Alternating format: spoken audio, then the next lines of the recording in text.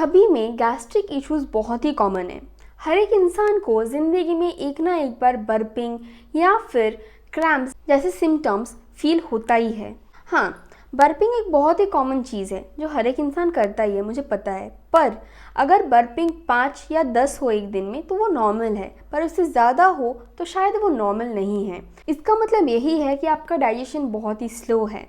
और अगर आपको इनके रीज़न्स पता चल जाए तो ऑफ कोर्स, जैसे कि मैं हमेशा बोलती हूँ कि रीज़न पता चलने से उस रीज़न से और उस प्रॉब्लम से जूझने का तरीका जान पाना और उसको फॉलो करना दोनों ईजी हो जाते हैं। हेलो न्यूट्री फैंस, मैं हूँ देवजनी गुप्ता नियोगी, एक डाइटिशियन, और मैं आज आपको बोलूँगी कि गैस्ट्रिक इश्यूज़ किस लिए होते हैं, इनका कारण क्या होता है, और कुछ होम बेस्ड रेमेडीज़ भी दूंगी जिसको फॉलो करने से आपको गैस्ट्रिक इश्यूज़ जैसे प्रॉब्लम होने कम हो जाएंगे। गैस्ट्रिक इश्यूज़ एक ऐसा प्रॉब्लम है जो ना ही आपको एक अनकंफर्टेबल सा फीलिंग देता है, बल्कि आपके सोशल इमेज को भी हैम्पर करता है। पब्लिकली बर्प करना या फिर गैस्ट्रिक इश्यूज़ का देखा जाना शायद आपके सोशल इमेज के लिए भी अच्छा नहीं है। तो चलिए जानते हैं कि क्या क्या करने से ये गैस्ट्रिक इश्यूज़ और बर्पिंग इश्यूज़ से हमको छुटकारा मिल सकता है। पहले तो इनके कारण क्या है। गैस्ट्रिक इश्यूज़ के बस दो ही कारण हैं। एक तो पुअर ईटिंग हैबिट्स, मतलब कि हमारा जो खाने का तरीका है, खाने का पैटर्न है, वो सही नहीं है। दूसरा है हमारा लाइफस्टाइल पैटर्न, हम जिस किस्म का लाइफस्टाइल लीड कर रहे हैं वो सही नहीं है। एक्चुअली क्या होता है, जैसे कि केमिस्ट्री लैब में केमिकल्स रिएक्ट करते हैं जिससे कि कुछ गैसेस फॉर्म होते हैं, कुछ रिजल्टेड कुछ केमिकल्स फॉर्म होते हैं, वैसे ही हमारे शरीर में भी बायोकेमिकल्स काम करते हैं। और ये बायोकेमिकल्स के काम में अगर कुछ भी इधर से उधर हुआ तो इस चीज़ का रिजल्ट होता है गैस फॉर्मेशन, जो कि बर्पिंग या फिर क्रैम्प्स का वजह बनता है। इसके कंट्रीब्यूटिंग कॉजेज़ हैं स्ट्रेस। स्ट्रेस हमारे डाइजेशन प्रोसेस को स्लो कर देता है, जिससे कि गैस्ट्रिक इश्यूज देखा जाता है। इसके साथ साथ इसके और भी रीजंस हैं, जैसे कि बहुत देर तक भूखा रहना, फ्राइड फूड और स्पाइसी फूड खाना, कम पानी पीना और बहुत ही कम एक्सरसाइज करना। ये सारे के सारे रीजंस बर्पिंग और गैस फॉर्मेशन और क्रैम्प्स के रीज़न बनते हैं। तो चलिए देखते हैं कुछ होम बेस्ड रेमेडीज़ जिससे कि आपको ये बर्पिंग और गैस फॉर्मेशन जैसे प्रॉब्लम से हमेशा के लिए छुटकारा मिल सकता है। ये ना ही सिर्फ आपको इन सभी से छुटकारा दिलाएगा, बल्कि आपका डाइजेशन प्रोसेस भी इतना ज़्यादा इम्प्रूव कर देगा कि आप भूल जाएंगे कि आपको गैस जैसा प्रॉब्लम भी था कभी ना कभी। तो चलिए देखते हैं ये सारे रेमेडीज़ क्या है। पहले तो फैटी फ्राइड फूड यानी कि डीप फ्राइड फूड आपको खाने से अवॉइड करना पड़ेगा।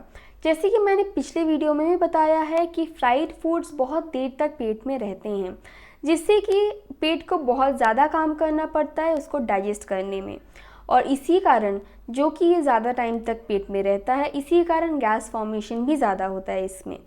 तो अगर आप फ्राइड फूड अवॉइड करेंगे, गैस फॉर्मेशन ऑटोमेटिकली कम हो जाएगा। नेक्स्ट है स्पाइसी फूड आपको अवॉइड करना पड़ेगा। अगर आप बोलते हैं कि हम स्पाइस के बिना खा नहीं सकते हैं, तो बेटर है आप स्पाइसेस घर में तैयार करें, क्योंकि बाहर से जो स्पाइसेस खरीदे जाते हैं उनमें बहुत सारे एडिटिव्स रहते हैं, बहुत सारे केमिकल्स रहते हैं जो हमारे पेट को सहन नहीं हो पाता है।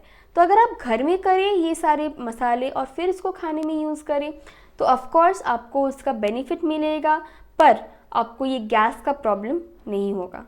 पर हाँ, जितना हो सके सूखी मिर्च खाना अवॉइड करें, क्योंकि उसका जो छिलका होता है वो गट लाइनिंग में जाके बस बैठ जाता है और उससे कि डाइजेस्टिव जूसेस कम सेक्रेट होते हैं, डाइजेशन प्रोसेस स्लो हो जाता है, जिससे कि गैस जैसे प्रॉब्लम देखने को मिलता है। नेक्स्ट है ज़्यादा से ज़्यादा पानी पीजिए। जनरली हम लोग 3 से 5 ग्लास तक पानी पीते हैं, पर हमारे शरीर को 3 से 5 लीटर तक का पानी ज़रूरत होता है। तो ज़्यादा से ज़्यादा पानी पीने से ये आपकी डाइजेशन प्रोसेस को इम्प्रूव करेगा, डाइजेशन ज़्यादा आपका फास्ट होगा। पर हमेशा याद रखिए कि खाने के टाइम में पानी नहीं पीना है, हमेशा खाने से 1 घंटा पहले या फिर 1 घंटा बाद आप पानी पी सकते हैं।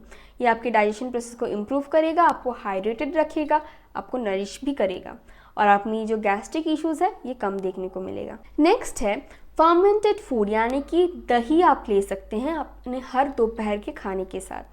दही, जैसे कि मैंने पहले भी बोला है, हमारे गट माइक्रो ऑर्गेनिजम्स के लिए बहुत ही ज़्यादा बेनिफिशियल होता है। ये उनको बहुत ही ज़्यादा ताकत देता है ताकि ये हमारे जो खाना हमारे पेट में जो जा रहा है उसको डाइजेस्ट कर पाए। तो अगर हम कर्ड खाएंगे तो हमारा मेटाबॉलिज्म इंक्रीज होगा, डाइजेशन इंप्रूव होगा और जिसके गैस इश्यूज़ ये कम देखने को मिलेगा। नेक्स्ट है, अगर आपको कुछ चीज़ों से गैस होता है, पर्टिकुलरली कुछ चीज़ों से गैस होता है, जैसे कि अगर आप दूध पी रहे हैं उसके बाद आपको गैस का प्रॉब्लम देखने को मिल रहा है, तो आप दूध पीना छोड़ दें। पर आपको प्रोटीन कहाँ से मिलेगा? आप दूध का कुछ और फॉर्म ले सकते हैं, जैसे कि कर्ड ले सकते हैं, पनीर ले सकते हैं, कॉटेज चीज़ ले सकते हैं यानी कि छीना ले सकते हैं, पर आप दूध पीना बंद कर दें।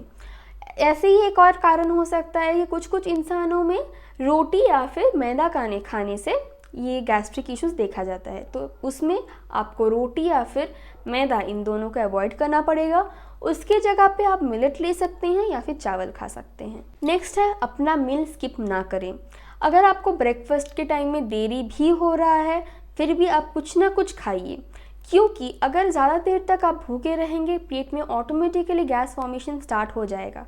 उसके बाद आप जब भी खाना खाएंगे वो गैस को निकालने में जगह नहीं मिलेगा। हम बात करते हैं ना कि खाली पेट का ढकार है, तो खाली पेट का ढकार भी अच्छा नहीं है, क्योंकि वो गैस तो फॉर्म हो रहा है आपके पेट में, फिर उसके बाद जब आप खाना खाएंगे तब वो गैस को निकलने का जगह नहीं मिलेगा, जिससे कि आपको क्रैम्प्स होगा।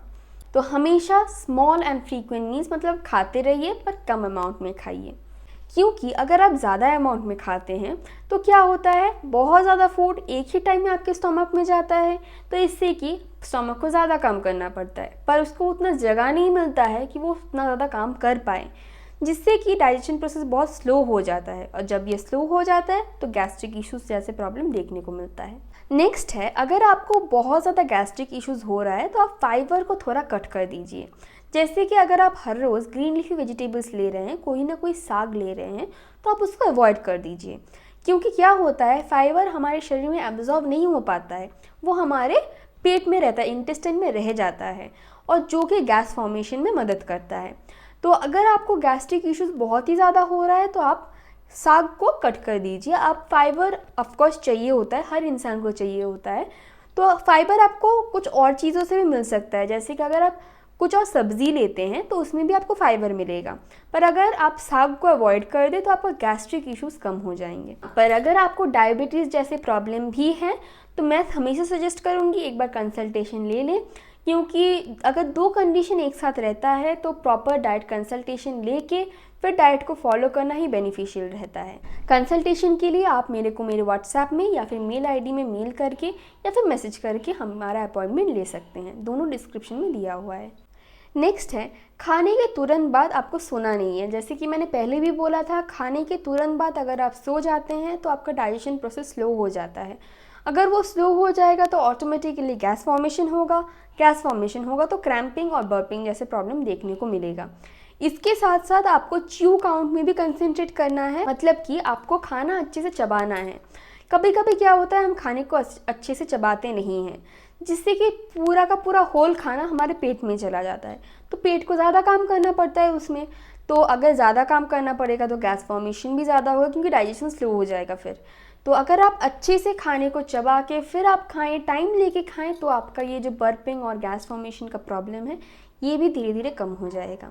और इसके साथ साथ आखिरी टिप यही है कि खाने के बाद एक छोटा टुकड़ा अदरक का या फिर एक चिमटी अजवाइन लीजिए।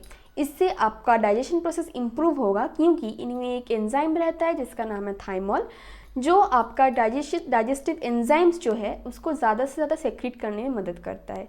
ये जितना ज़्यादा सेक्रेट होगा उतना ज़्यादा आपका डाइजेशन प्रोसेस इंप्रूव होगा, और डाइजेशन प्रोसेस अगर इंप्रूव होगा तो गैस फॉर्मेशन कम होगा। तो आप ये सब कुछ फॉलो कीजिए और हमको रिजल्ट कमेंट सेक्शन में ज़रूर बताइएगा। ऑफकोर्स आपको पॉजिटिव रिजल्ट मिलेगा इन सभी चीज़ों से। और अगर आपको एक प्रॉपर डाइट कंसल्टेशन चाहिए तो आप मेरा अपॉइंटमेंट ले सकते हैं मेरे को व्हाट्सएप या फिर मेल आईडी में मैसेज करके, दोनों डिस्क्रिप्शन में ऑलरेडी दिया हुआ है। और ऐसे और भी वीडियोस पाने के लिए चैनल को सब्सक्राइब कर दीजिएगा। आप मेरे को मेरे फेसबुक और इंस्टाग्राम पेज में ही फॉलो कर सकते हैं, दोनों का लिंक डिस्क्रिप्शन में दिया हुआ है। तो चलिए मिलते हैं नेक्स्ट वीडियो में, तब तक के लिए स्टे फिट स्टे हेल्दी।